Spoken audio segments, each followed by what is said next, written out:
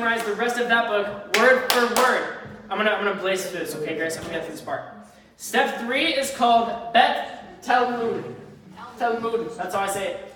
It's called every 1, 2, 3. Bet Talmud. So this is the last and final step, okay? This is when the student or the person memorizing the scripture goes to the rabbi. Says, hey, I want to be your student.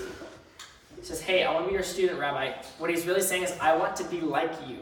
Colton, I want to be like you if you're the rabbi. So the rabbi will test them. This step is called, not the step, but being the student is called Talmud, I think it's Mudin. Talmudim. So they would go to the rabbi, and the rabbi would test them. There's no actual formatted test that he has to do. But he would say, hey, what's John, this is not the actual scripture, it's just an example. What's Matthew, whatever. Matthew 1 is a lineage, and he would have to read off the lineage if that was it. Or I could be hey, what's John 2:16? And if I trick you and you say John 3:16, I'm you don't actually know it. But then if I say, hey, what's John 2:16, and you catch that I'm saying 2 instead of 3, you would have to respond with a question doing the same thing. Switching up your chapter to show me that you understand what I'm doing, to show that you have a sense of humor, to show that you have good communication skills, to show that you can communicate with people well and understand others. It's not just knowing the scripture. You are going to this rabbi and saying, I want to be just like you. And if you, there's no grading rubric, it's just the rabbi going, I don't think you're good enough, or yes, you can be my Talmudim. If he doesn't think you're good enough, he will say, go home and take after the trade of your father. So go home and learn from your father and do what he does for work. You are not good enough to be me, right? So you are not chosen to be me. And I mean, how many people do you think were able to do all of that and become rabbis? That's really good. 2. A whole lot less than people that passed, right? 16.5. So go home and take after the trade of your father. But we see here in John 1, or maybe I skipped the verse. Which one's next?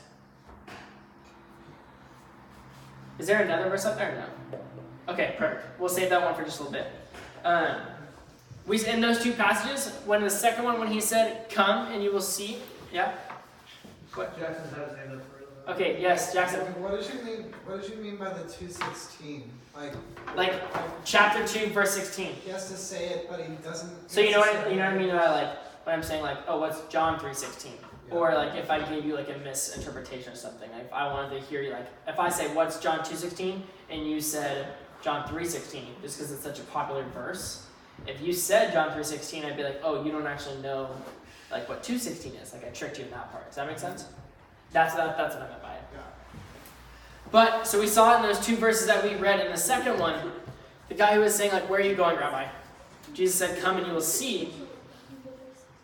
And then, if we dug further, we'll see that Jesus will call more disciples, and he will call these guys out from boats. Do you guys know who he called out from boats? Peter, John. Perfect. So he called them out from boats because they were? Rabbis. No, Fishermen. exactly. They're not Fishermen. rabbis. They're fishermen. Their fathers are fishermen, so they've been fishermen. They failed the rabbi test, Marshall. They were not rabbis. So they were not chosen to be rabbis. And the rabbis were the Jewish leaders of that day, right? So Jesus came in and chose guys who had failed the rabbi test, if you will, to the guys who were not chosen. Did they ever take the rabbi test? Did they ever talk about that in the Bible? It doesn't talk about when those guys specifically did. Oh, okay. But he chose guys that did not pass or were not chosen to be the Jewish leaders. So Jesus, who's going to be going on his ministry, right, is picking guys who were not good enough, or he did not choose them, or they were not chosen, to be religious leaders already. But Jesus is choosing them. So Jesus invites them without a test. All he said was, come and you will see. He had no test. I'm going to have to ask you to wait until the end, just because we're already over time. I won't even finish. So Jesus invited them without a test. All he said was, come and see, right? He thinks that we can be like him. Jesus not only thinks, but knows that we can be like him. When the rabbi would tell student after student after student, you cannot be like me. You are not good enough. But Jesus tells every single one of us that you are good enough. You are good enough. You can be like me. You can be like me. I know you can. So in Ephesians chapter 1, I know it's not John, but it's a perfect verse for this. You want to read it? Yep. Let me hear it. For he chose us in him before the creation of the world to be holy and blameless in his sight in love. Let me talk. Thank you. I love this verse, but I love it more and more about what we're talking about tonight. Is this not exactly what we're talking about? For he chose us in him. We are chosen by Jesus to be like Jesus. We are chosen to follow him. We are chosen because we're good enough to follow him. He believes that. We all are. I think the struggle for ourselves is that sometimes we don't always believe that, right? I know I sure don't at times. Even as your guys' youth pastor, I get up here and go, well, I'm not good enough to do this. Why am I up here? But it doesn't matter if I believe it or not. It matters if Jesus does. And he's telling me to believe it. So I'm going to trust him and I'm going to believe it. So Jesus invites us without a test.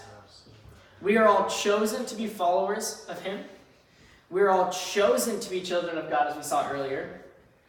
You guys, each and every single one of you, is chosen by Jesus. So we're going to go ahead and talk more about that